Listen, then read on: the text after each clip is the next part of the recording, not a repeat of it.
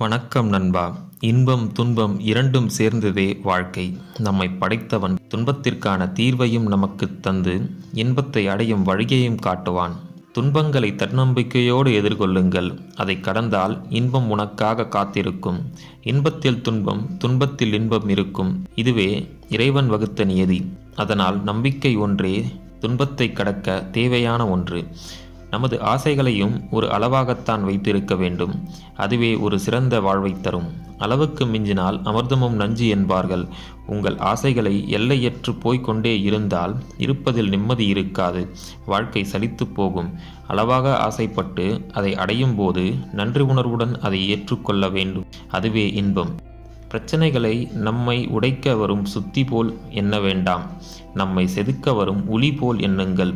அது வெறும் கல் போல் இருக்கும் உங்களை அழகிய சிற்பமாக மாற்றுகிறது. சாதாரண மனிதனையும் சாதனையாளனாக்குகிறது. மனதை தெளிவாக வைத்திருக்க வேண்டும். ஆற்றில் ஓடும் தெளிந்த நீரைத்தான் நாம் பருக முடியும். அதேபோல் நம் மனது தெளிவாக இருந்தால்தான் நாம் சிறப்பாக செயல்பட முடியும். பொறுமையாக நம் லட்சியம் என்ன, நாம் எதற்காக போராட வேண்டும், லட்சியத்தை அடைந்தால் நாம் எங்கு இருப்போம் என்பது போன்று சிந்தித்து தெளிவு பெறுங்கள். தெளிவான மனமே எதையும் சாதிக்கும் சக்தி கொண்டது. நேற்று உங்களுக்கு தோல்வி நேர்ந்ததற்கான காரணத்தை கண்டுபிடியுங்கள். அது உங்கள் வெற்றி பயணத்தில் நாளை ஏற்படும் பிரச்சனைகளை சரி செய்ய உதவும் அனுபவங்கள். அனுபவத்தை கொண்டு சிக்கல்களை தீர்த்து வெற்றியடைவீர்கள். நாம் மனதில் நினைக்கிறதெல்லாம் பேசிவிடக்கூடாது. நம்முடைய உதடுகளை அரண்மனை வாயில் காவலரை போல் கண்காணிக்க வேண்டும். ஏனென்றால் நம் வாயிலிருந்து வரும் வார்த்தைகள் ஒருபோதும் ஒருத்தரை காயப்படுத்தக்கூடாது. நம் உதடுகளில் இருந்து சொற்கள் மிகவும் சக்தி வாய்ந்தவை. அது ஒருவரை உருவாக்கவும் வல்லது, அழிக்கவும் வல்லது. அதனால் நாம் பேசும் சொற்களில் கவனமாக இருக்க வேண்டும். கடிகாரம் ஓய்வு இல்லாமல் உழைப்பதால் தான் அது உயர்ந்த இடத்தில் இருக்கிறது. எல்லோரும் அதை அன்னார்ந்து பார்க்கிறார்கள்.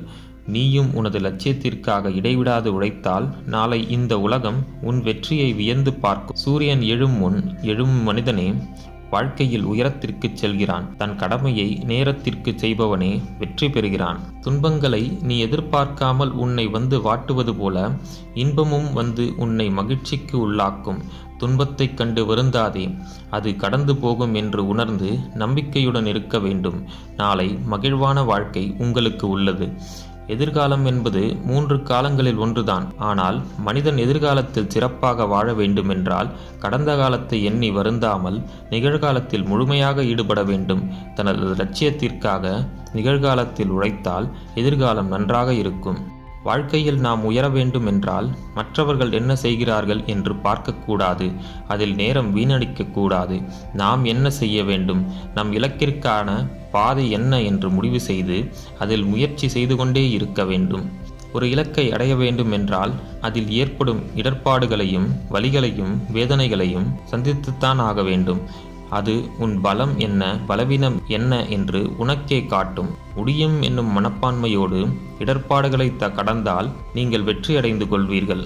உங்கள் வெற்றிக்கான பாதை கடினமானதாக இருந்தால் அதை துன்பம் என்று நினைக்காமல் சவால்கள் என்று ஏற்றுக்கொள்ளுங்கள்.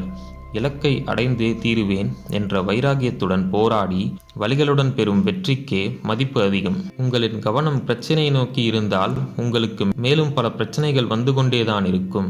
மாறாக உங்கள் கவனம் பிரச்சனைகளுக்கான தீர்வுகளின் மீது இருந்தால் அதில் நீங்கள் வெளிவர வாய்ப்பு உள்ளது. பிரச்சனைக்கு தீர்வு காண்பவர்கள் வெற்றி பெறும் தகுதியை பெறுகிறார்கள். உங்களுக்கு கிடைத்திருக்கும் இந்த வாழ்வு விலைமதிப்பு இல்லாதது. அதை ரசித்து வாழப் பழகுங்கள். அதில் துன்பங்களும் துயரங்களும் தற்காலிகமானவை. அதன் பின் வாழ்க்கை இன்பமயமானதாக இருக்கும். அதுவரை பொறுமையாக இருக்க வேண்டும். நண்பர்களே, மேற்கூறிய விஷயங்கள் உங்கள் வாழ்க்கைக்கு உபயோகமாக இருந்திருக்கும் என்று நான் நம்புகிறேன்.